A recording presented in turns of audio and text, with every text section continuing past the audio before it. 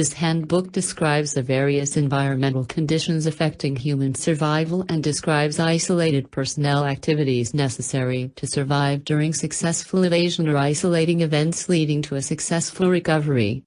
It is the fundamental reference document providing guidance for any USAF service member who has the potential to become isolated. Deviations require sound judgment and careful consideration. This publication provides considerations to be used in planning and execution for effective mission accomplishment of formal USAF survival, evasion, resistance, and escape, SERE, training, environmentally specific SERE training, and combat survival continuation training programs. The tactics, techniques, and procedures in this publication are recognized best practices presenting a solid foundation to assist USAF service members to maintain life and return with honor from isolating events. The three fundamental goals of an isolated personnel are to 1. Maintain life, 2. Maintain the honor, and 3. Return.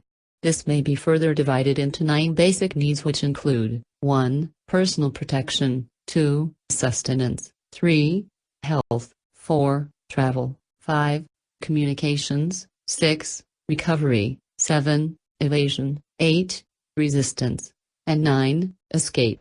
Meeting the individual's needs during the isolating event is essential to achieving the isolated personnel's fundamental goals. 4 elementary needs of an isolated personnel in any situation, which are categorized as the integral components of maintaining life, are 1. Personal protection, 2. Sustenance, 3. Health, and 4. Travel. The human body is comparatively fragile. Without protection, the effects of environmental conditions, climate, terrain and life forms, and burn conditions may be fatal. The isolated personnel's primary defenses against the effects of the environment are protective clothing, isolated personnel, shelter, and fire. The need for adequate clothing and its proper care and use cannot be overemphasized. The human body's tolerance for temperature extremes is very limited, with clothing being the first line of defense. However, its ability to regulate heating and cooling is extraordinary.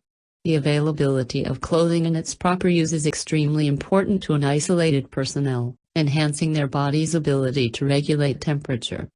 Clothing also provides excellent protection against the external effects of alpha and beta radiation and may serve as a shield against the external effects of some chemical or biological agents. Survival equipment is designed to aid isolated personnel throughout the event. It must be cared for to maintain its effectiveness. Items found in a survival kit, ground, water vehicle, or aircraft can be used to help satisfy the 9 basic needs. Quite often, however, an isolated personnel must improvise to overcome an isolated personnel shortage, failure, or deficiency. The isolated personnel's need for shelter is threefold: as a place for protection from the conditions, environmental and socio-political, safety from hazards, and is big enough for the isolated personnel and their equipment. The duration and location of the isolating event will have some effect on shelter choice. In areas that are warm and dry, the isolated personnel's need is easily satisfied using natural resting places. In cold climates, the criticality of shelter can be measured in minutes, and rest is of little immediate concern.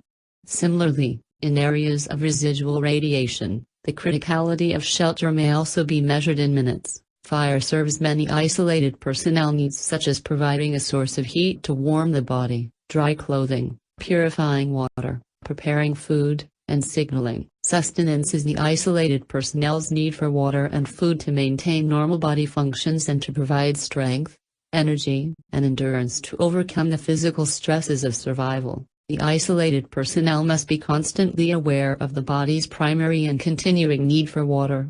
Less important than water initially, the need for food receives little attention during the first hours of an isolating event. Additionally, the human body must have adequate amounts of water to process any food appropriately. The successful isolated personnel will need to overcome aversions to food before physical or psychological deterioration sets in. The isolated personnel must be the doctor, nurse, medic, and psychologist. Self-aid and buddy care may be the isolated personnel's sole recourse.